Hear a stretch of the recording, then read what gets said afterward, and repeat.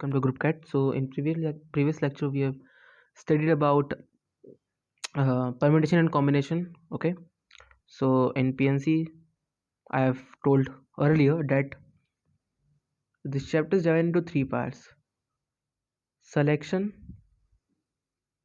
shuffling. Shuffling means arrangement. You can say shuffling means arrangement. Okay, and third part is actually distribution. Okay, distribution. So I think you are much capable of understanding that what's the difference between shuffling, it means arranging some objects, and distribution. You have to give it. Okay, so there is a difference between arrangement and distribution. I'm telling that because many of the students, just confuse between arrangement and distributions because the question itself is confusing. Okay, so let me tell you. So firstly we will study about selection, then we will study about selection, then at last we will study about distribution.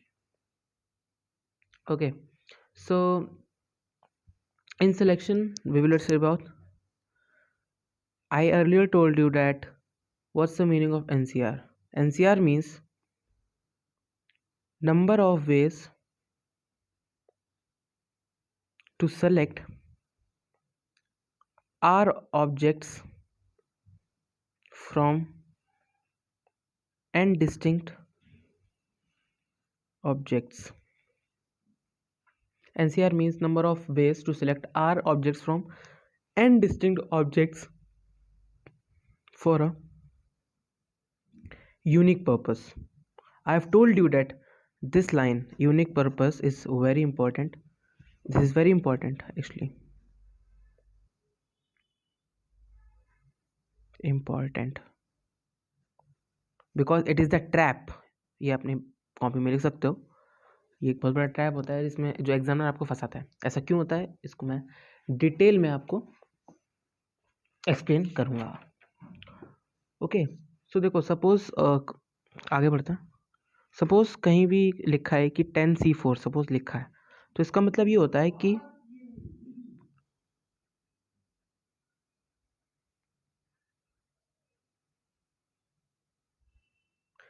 Ten distinct objects में से 4 को select करना. ठीक है ना. तो कहीं भी 10C4 लिखा है तो इसका मतलब ये होता है कि 10 डिस्टिंक्ट ऑब्जेक्ट्स हैं, उसमें से हम लोग को 4 को सेलेक्ट करना है. तो उसके जो नंबर ऑफ वेज होंगे ना, नंबर ऑफ वेज वो ये बता देगा 10C4. ठीक है ना. 10 डिस्टिंक्ट ऑब्जेक्ट्स में से 4 को चूज करने के नंबर ऑफ वेज को हम लोग सिलेक्शन कहते हैं. ठीक है ना.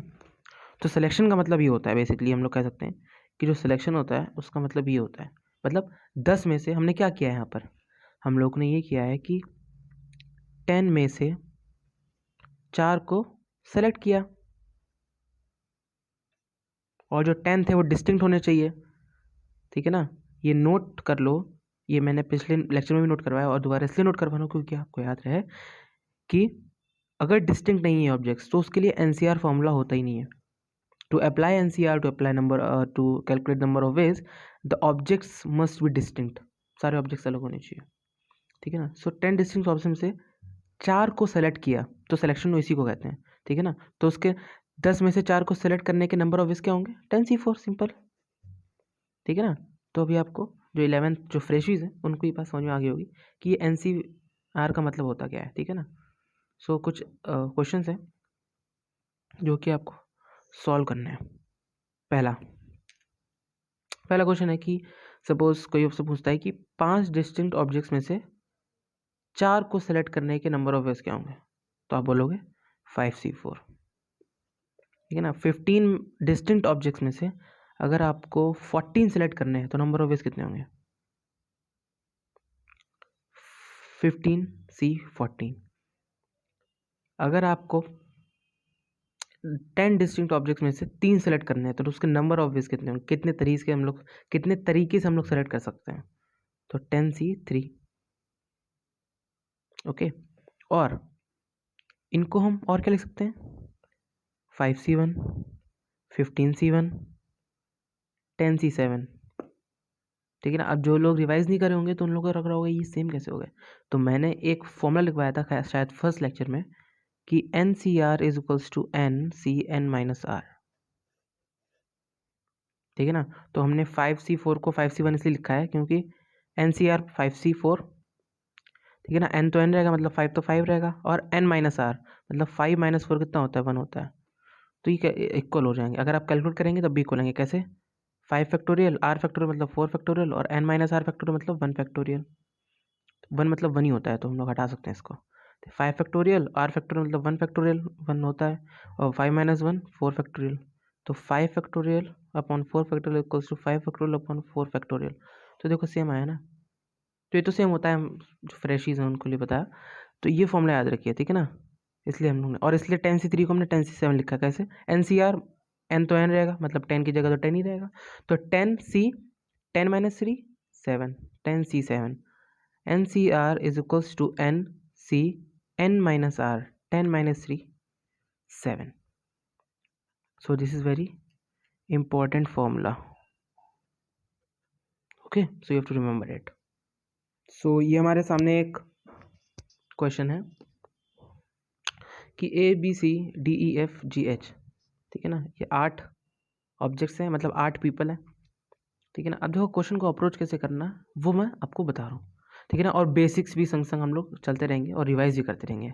कैसे वो देखते हैं।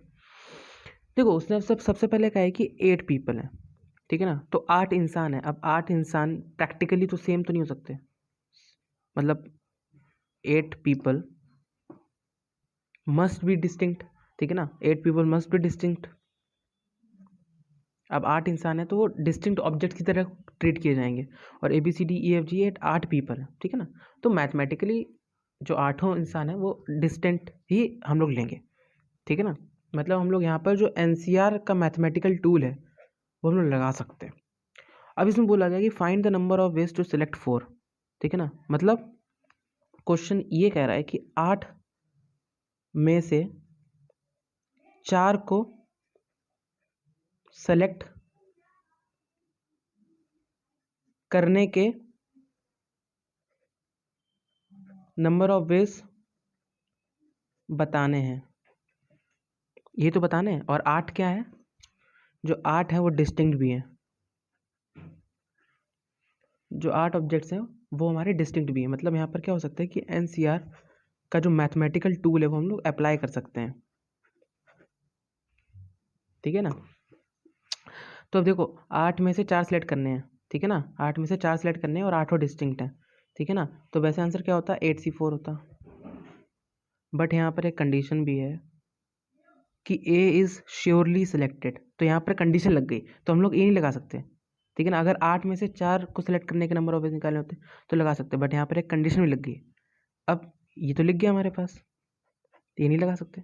तो जो कंडीशन के हिसाब से हम लोग क्वेश्चन सॉल्व करेंगे। कंडीशन क्या है कि A इज, तो यहाँ पर कंडीशन लग गई कि A इज श्योरली सिलेक्टेड, मतलब A तो सिलेक्ट हो ही गया, ठीक है ना। अब बहुत ध्यान से सुनना, इसका मतलब क्या हुआ कि A इज श्योरली सिलेक्टेड, मतलब हम लोग को 8 में से 4 चुनने थे।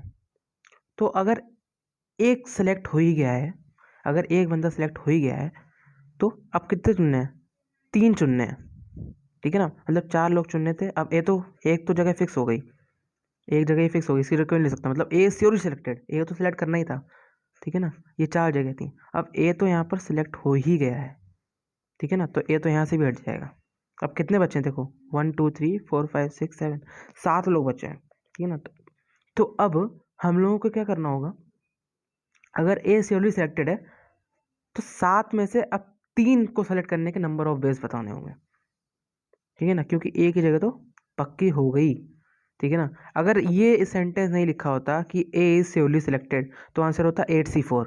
बट यहाँ पर कंडीशन लग गई है कि ए इज श्योरली सिलेक्टेड, तो यहाँ पर 4 सेलेक्ट करने थे, तो एक तो सेलेक्ट हो ही गया, तो अब बचे 3, ठीक है ना। और ए सेलेक्ट हो गया तो अब ए यहाँ से भी हट गया, ठीक है ना। एक बंदा तो सही सेलेक्ट हो ही गया, तो एक तो हटा दो यहाँ से। अब बचे कितने? अब 7 में से 3 सेलेक्ट करने हैं, उसके नंबर ऑफ वेज बताने क्या होंगे, और 7 तो डिस्टिंक्ट भी हैं, तो 7C3 is your answer. Okay, so ऐसे क्वेश्चन को अप्रोच करना है।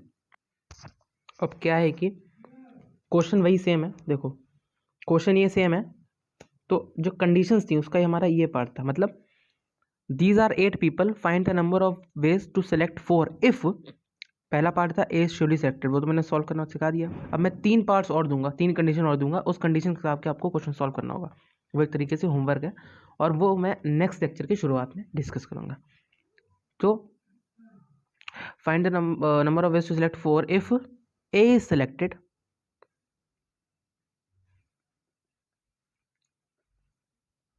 बट